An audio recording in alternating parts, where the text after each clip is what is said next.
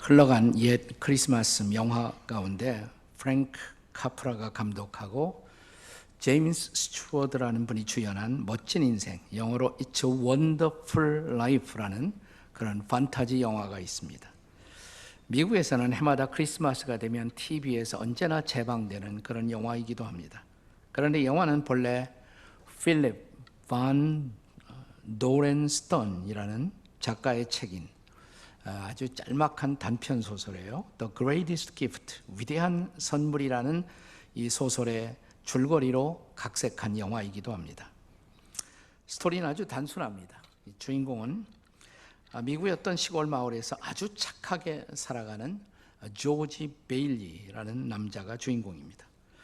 어려서 연못에 빠진 동생을 구하다가 한쪽 귀에 청각을 상실한 그는 그럼에도 불구하고 이웃들이 어려움에 처하면 언제나 자기 일을 제껴놓고 손해를 감수하면서도 이웃들을 돕고 섬기는 아름다운 마음의 사람입니다. 하지만 이런 아름다운 삶에도 불구하고 자기의 삶에는 실제적인 어떤 유익을 거두지 못하고 마침내는 자기의 삼촌이 빚을 지고 자기의 사업마저 파산하자 어느 크리스마스 이브 자기가 살던 동네 어귀에 있던 달이 난간에 올라가 하염없이 흘러가는 강물을 내려다보면서 투신 자살을 생각하고 있었습니다. 그때 누군가가 옆에 있다가 다가오더니 당신이 지금 하는 그런 생각 하시지 마십시오. 그런 생각하시면 안 되죠 라고 말을 합니다. 아니 내가 무슨 생각하는지 어떻게 아느냐는 그에게 아니 당신 죽을 생각하고 있지 않느냐고. 이 낯선 사람에게 자기의 생각을 들켜버린 그는 사실은 나는 벌써 죽어 있어야 할 사람이라고, 아니 나라는 존재는 이 세상에 태어나지 말았어야 할 사람이라고 실토를 하게 됩니다. 그러자 그가 그렇다면 당신이 태어나지 않은 그 세상이 어떤 세상인가를 제가 보여드리죠. 나중에 알게 된 것은 그는 날개가 없는 천사로서 마을 사람들이 조지가 어려움에 직면하고 있다는 소식을 듣고 기도를 했는데 이 조지라는 사람을 도울 특별한 미션을 가지고 온 천사였어요. 자, 이제 천사는 그를 데리고 마을로 가서 이 조지라는 사람이 없는 마을의 상태를 가상적으로 보여주게 됩니다. 조지가 없는 그의 가정, 조지가 없는 그의 직장, 조지가 없는 그의 마을, 그것은 지금보다도 훨씬 나쁜 세상이었습니다. 그때 비로소 이 조지는 내가 인생을 헛되이 살지는 않았구나라는 것을 깨닫고 크리스마스 이브에 자기를 기다리고 있던 가정으로 다시 돌아간다는 아주 마음 따뜻해지는 해피엔딩 멜로 드라마입니다. 원작의 제목이 가장 위대한 선물. 왜 이렇게 원작의 제목을 정했을까요? 우리 각자의 인생이 하나님 앞에 받은 위대한 선물이라는 것입니다. 물론 우리가 성도들에게 인생에서 가장 위대한 선물은 무엇입니까? 이런 질문을 던진다면 우리 모두는 아마 교리적인 정답으로 그것은 예수 그리스도이십니다라고 대답하게 될 것입니다. 하나님이 세상을 이처럼 사랑하사 독생자를 주셨으니, 독생자 예수님이 최고의 선물이죠. 하지만 오늘 이 독생자 예수님은 오늘 본문을 통해서 이제 자기를 믿고 자기를 따라오는, 앞으로도 믿게 될 수많은 제자들을 위해서 예수님이 기도하시는 상당히 긴 기도문이 바로 요한복음 17장 전체입니다. 자, 이 기도문 가운데서 예수님은 그분이 제자들에게 선물할 수 있었던 두 가지의 선물을 말씀하고 있습니다. 아마도 이 두 가지 선물은 평소에 우리가 별로 인식하지도 못하고 살아가는 그런 것일지도 모릅니다. 그러나 이 두 가지 위대한 선물이야말로 예수님의 제자가 된 바로 우리가 위대한 인생을 살아갈 수 있도록 만드는 선물입니다. 자, 함께 생각해 볼 두 가지 선물 뭘까요? 그 첫째는 아버지의 이름입니다. 아버지의 이름. 자, 우선 본문 6절의 말씀을 함께 같이 읽겠습니다. 6절입니다. 시작. 세상 중에서 내게 주신 사람들에게 내가 아버지의 이름을 나타내었나이다. 내가 사람들에게 아버지의 이름을 나타냈다고, 아버지의 이름을 선물했다고, 아버지의 이름을 주께서 우리에게 계시해 주셨다는 것입니다. 여러분, 이것이 얼마나 놀라운 특권일까요? 이것이 왜 특권입니까? 그건 우리가 구약시대를 좀 생각해 볼 필요가 있어요. 자, 구약시대에서 하나님의 이름, 본래 하나님의 이름은 여호와죠. 여호와, 야훼 이렇게 부릅니다. 그런데 여호와라는 이름은 너무나 거룩한 이름이어서 구약시대는 그 이름을 직접 발음하지 않았어요. 성경을 읽을 때도 토라 성경에 여호와, 야훼라는 단어가 나오면 묵음으로 그냥 지나갑니다. 그러다가 후대에 그래도 편리하게 좀 읽기 위해서 대치했어요. 야훼라는 이름 대신에 그것을 아도나이, 즉 주님이라는 말로 대신 대입해서 부르게 했던 것입니다. 그런데 뜻밖의 이 하나님의 아들로 이 땅에 오신 예수님이 제자들에게 기도를 가르치시면서 누가복음 11장 2절에서 이렇게 말씀하십니다. 같이 읽을까요? 시작. 예수께서 이르시되 너희가 기도할 때 이렇게 하라. 하늘에 계신 아버지여, 이름이 거룩히 여김을 받으시오며 나라가 임하시오며. 이름이, 즉 아버지의 이름이 거룩히 여김을 받으시오며 나라, 아버지의 나라가 임하옵시며. 바로 이 아버지라는 호칭 안에 하나님 되신 모든 속성이 다 들어가 있는 것입니다. 자, 본래 하나님의 속성 어떤 분일까요? 출애굽기 34장 5절 6절의 증언을 함께 읽어보겠습니다. 같이 읽겠습니다. 시작. 여호와께서 구름 가운데 강림하사 그와 함께 거기 서서 여호와의 이름을 선포하실세 여호와께서 그의 앞으로 지나가시며 선포하시되 여호와라 여호와라 자비롭고 은혜롭고 노하기를 더디하시고 인자와 진실이 많은 하나님이라. 여러분, 여기에 하나님의 속성으로, 여호와의 속성으로 강조된 것들 뭐예요? 자비, 은혜, 노하기를 더디함, 인자, 진실. 그런데 이런 모든 속성들을 포함하는 호칭으로서 아버지보다 더 좋은 어울리는 호칭이 어디 있겠습니까? 아버지 하면 바로 그런 이미지를 일반적으로 떠오르지 않습니까? 자, 아동문학가 이원수 씨가 쓴 시 가운데 아버지라는 시가 있어요. 이렇게 시작됩니다. 어릴 때 내 키는 제일 작았지만 구경터 어른들 어깨 너머로 환히 들여다 보았었지. 아버지가 나를 높이 안아 주셨으니까 밝고 넓은 길에선 항상 앞장 세우고 어둡고 한 데서는 뒤따르게 하셨지. 무서운 것이 덤빌 땐 아버지는 나를 꼭 가슴속 품속에 넣고 계셨지. 그게 아버지죠, 아버지. 그런데 하늘의 하나님, 절대자, 전능자, 그분이 내 아버지, 우리 아버지가 된다는 사실이 얼마나 놀라운 축복입니까? 그런데 이제 그 아버지, 우리가 선포할 그 아버지, 높여드려야 할 그 아버지, 바로 그 아버지의 아들로 오신 예수님은 우리가 아버지의 이름을 부르듯 아들 예수님의 이름을 또한 부르도록 우리를 초대하고 계십니다. 자, 로마서 10장 13절의 말씀입니다. 같이 읽습니다. 시작. 누구든지 주의 이름을 부르는 자는 구원을 얻으리라. 그 이름으로 구원을 받습니다. 그래서 그 이름을 높이라고, 그 이름을 경배하라고. 자, 하늘의 모든 특권을 비워내고 이 땅에 오셔서 자신의 목숨까지 내어주신 그분이야말로 우리의 경배를 받기에 합당하신 분이 아니겠습니까? 이제 빌립보서 2장 9절 10절에서 바울 사도의 말씀을 함께 읽겠습니다. 같이 읽습니다. 시작. 이러므로 하나님이 그를 지극히 높여 모든 이름 위에 뛰어난 이름을 주사 하늘에 있는 자들과 땅에 있는 자들과 땅 아래에 있는 자들로 모든 무릎을 예수의 이름에 꿇게 하시고. 그런 이름이에요, 예수의 이름은. 그래서 이제는 우리가 어디 있든지 무슨 일을 만나든지 그 예수의 이름을 기도하며, 그 이름으로 기도하며 인생을 살아갈 수가 있게 되었다는 사실, 감사하지 않으세요? 그 이름을 사용할 수 있는 특권이 우리에게 주어졌다는 사실 감사하지 않습니까? 그것을 인해서 감사해 보셨어요? 자, 요한복음 14장 13절 14절의 말씀을 한 번 더 묵상하겠습니다. 같이 읽습니다. 너희가 내 이름으로 무엇을 구하든지 내가 행하리니 이는 아버지로 하여금 아들로 말미암아 영광을 받으시게 하려 함이라. 내 이름으로 무엇이든지 내게 구하면 내가 행하리라. 네, 그 이름을 우리가 사용하면서 살고 있는 거예요. 예수 이름으로 기도하시잖아요, 여러분.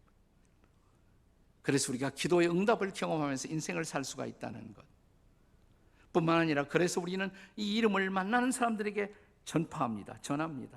천하 사람 중에 구원을 얻을 만한 다른 이름을 우리에게 주신 일이 없기 때문에 그렇습니다. 그리고 삶의 무력함에 지치고 주저앉아 있는 이웃들을 바라보면서 우리는 이제 우리의 선배들처럼 은과 금은 없거니와 내게 있는 것으로 내게 주노니 나사렛 예수 그리스도 이름으로 걸으라. 이웃들에게 이 놀라운 능력을 선포하며 살아가는 자가 된 것입니다. 하나님께서 우리에게 주신 첫 번째 선물은 바로 하나님을 아버지라고 부를 수 있는 특권, 그 아들 예수님의 이름을 부를 수 있는 특권이었습니다. 금과 은, 내가 가진 것은 아무것도 없지만 나사렛 예수의 이름으로 일어나 걸어라. 언제나 벅찬 감동이 전해지죠.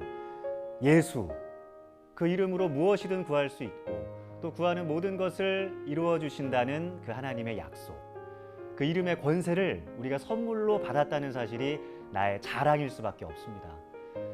하나님께서 우리에게 주신 가장 위대한 선물, 그 두 번째는 무엇인지 함께 보시죠. 오늘 본문에는 예수님의 두 번째 우리가 감사해야 할 조건, 그것은 바로 아버지의 말씀이라고 말씀하십니다. 아버지의 말씀입니다. 오늘 우리가 감사할 두 번째, 아버지의 말씀을 주신 것. 주님은 우리에게 아버지의 말씀을 선물로 주심으로 우리가 우리의 인생을 위대하게 만들어갈 것을 기대하십니다. 본문 8절을 다 함께 읽겠습니다. 8절 읽겠습니다. 시작. 내게 주신 말씀들을 그들에게 주었사오니 그들은 이것을 받고 내가 아버지께로부터 나온 줄을 참으로 아오며 아버지께서 나를 보내신 줄로 믿었사옵나이다. 우리는 이 말씀의 증언을 통해서 예수님이 하나님이 보내신 구주임을 알았습니다. 우리는 이 말씀으로 그분을 믿었습니다. 그때 우리는 이 말씀으로 우리의 인생이 다시 태어나는 놀라운 경험을 하는 것입니다. 베드로전서 1장 23절의 말씀 기억나시죠? 자, 한번 같이 읽겠습니다. 시작. 너희가 거듭난 것이 썩어질 씨로 된 것이 아니요 썩지 아니할 씨로 된 것이니 살아있고 항상 있는 하나님의 말씀으로 되었느니라. 뿐만 아니라 우리는 이 말씀을 사모함으로 영적인 성숙을 경험하게 되었습니다. 베드로전서 2장 2절의 말씀입니다. 같이 읽습니다. 시작. 갓난 아이들 같이 순전하고 신령한 젖을 사모하라. 이는 그로 말미암아 구원에 이르도록 자라게 하려 함이라. 이 말씀을 사모하면서 말씀의 젖을 먹고 우리는 자라갑니다. 이제 디모데후서 3장 16절 17절의 말씀을 함께 기억하십시다. 같이 읽습니다. 모든 성경은 하나님의 감동으로 된 것으로 교훈과 책망과 바르게 함과 의로 교육하기에 유익하니 이는 하나님의 사람으로 온전하게 하며 모든 선한 일을 행할 능력을 갖추게 하려 함이라. 아멘. 이런 하나님의 말씀, 성경이 없는 세상을 여러분은 상상해 본 일이 있습니까? 성경을 읽고 이루어진 그 모든 위대한 일이 하나도 없었던 세상 상상이 가십니까? 하나님의 말씀이 없는 교회 상상이 되시나요? 하나님의 말씀이 없는 성도들 상상이 되십니까? 어려서 가졌던 신앙을 자라나며 떠나 방황하던 청년이 있었습니다. 그는 방탕한 쾌락에 몸을 던져도 보았고 그리고 이단에 빠지기도 했습니다. 그러나 그 어디에도 삶의 해답은 없었습니다. 그가 무척이나 지쳐 있었던 어느 날 집 바깥에 이웃 마당에서 어린아이의 목소리로 들려오는 이런 소리가 들립니다. 톨레 레게, 톨레 레게. 이거 무슨 말이냐면 집어서 읽어라 이 말이에요. Pick it up and read it. 집어서 읽어라. 뭘 집으라고? 자기 방을 보니까 오랫동안 묵혀두었던 먼지 묻은 성경이 보여요. 성경을 꺼내서 오래간만에 펴보았습니다. 로마서 13장 11절 이하의 말씀이 눈에 들어옵니다. 읽습니다. 또한 너희가 이 시기를 알거니와 자다가 깰 때가 벌써 되었으니 12절에 보니까 밤이 깊고 낮이 가까웠으니 그러므로 어둠의 일을 벗고 빛의 갑옷을 입자. 14절에 오직 주 예수 그리스도로 옷 입고 정욕을 위하여 육신의 일을 도모하지 말라. 기독교 역사 사상 가장 위대한 사상가요 신학자인 성 어거스틴이 탄생하는 순간이었습니다. 하나님의 말씀이 그의 인생을 바꾼 것입니다. 미국 역사 사상, 미국 사람들이 가장 존경하는 대통령, 우리나라는 대통령 그러면 1위가 가끔 바뀌기도 하지만 부동의 1위는 언제나 아브라함 링컨입니다. 링컨은 정식 학교 교육은 불과 1년밖에 받지 않은 것 아시죠? 그런데 뭐가 그를 그런 리더로 만들었을까요? 10살 때 자기 어머니가 세상을 떠나면서 유언과 함께 가보로 물려받은 성경을 그에게 건넵니다. 어머니의 유언은 이런 내용이었습니다. 내 아들아, 이 성경책은 내가 부모님께 받은 것이다. 내가 여러 번 읽어서 다 낡았지만 우리 집에 아주 값진 보배이다. 엄마는 너에게 100에이커의 땅을 물려주는 것보다, 100에이커만 한 우리로 12만 평쯤 되는 땅이에요. 100에이커의 땅을 물려주는 것보다도 이 한 권의 성경을 물려주는 것을 더 기쁘게 생각한다. 너는 성경의 사람이 되어다오. 그리고 하나님과 이웃을 사랑하는 사람이 되어다오. 이것이 나의 마지막 엄마의 부탁이다. 링컨이 대통령이 되었을 때 성경에 손을 얹고 취임 선서를 합니다.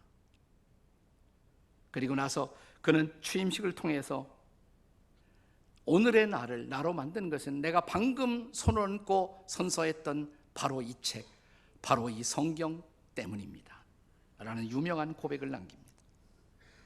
링컨의 인생을 만든 비밀, 하나님의 말씀, 성경이었습니다. 지금으로부터 약 500년 전 1517년 10월 31일 젊은 가톨릭 사제 한 사람, 대학 교수였던 그가 자기가 가르치는 대학 비텐베르크 대학 정문 앞에 당시 교회의 성직매매, 면죄부 판매 등 성경과 상관없는 오히려 성경을 거스리는 이런 행위들을 항의하는 95개조의 반박문을 매달았습니다. 당시 가톨릭 교회가 베드로 대성당 건축 헌금을 거두어 드리기 위해서 이 헌금을 드리지 않으면 하나님 앞에 천국에 갈 수가 없다고 이런 강조를 하고 있었을 때 루터는 성경을 읽습니다. 로마서 1장 17절이 강력한 말씀으로 그 마음에 다가왔습니다. 복음에는 하나님의 의가 나타나서 믿음으로 믿음에 이르게 하나니 기록된 바 오직 의인은 믿음으로 말미암아 살리라. 오직 성경 솔라 스크립투라, 그리고 오직 믿음 솔라 피데, 그리고 오직 은혜 솔라 그라티아, 이 외침과 함께 종교개혁의 거센 불길이 타오르게 됩니다. 이 젊은 사제 한 사람으로 하여금 당시의 거대 교권과 맞서게 한 것은 오직 말씀의 힘이었습니다. 오늘 우리도 거칠고 험한 세상에 맞서서 이 세상을 이기게 하는 위대한 힘, 동일한 말씀의 힘인 것입니다. 그렇다면 이 말씀, 아버지의 말씀을 내게 주신 것을 감사하십니까? 우리가 주님 앞에 다른 무엇보다도 감사해야 할 두 가지의 조건, 그분은 우리에게 아버지의 이름을 사용할 수 있는 특권을, 그리고 아버지의 말씀을 주신 것을 감사하는 우리가 될 수 있기를 주의 이름으로 축복합니다.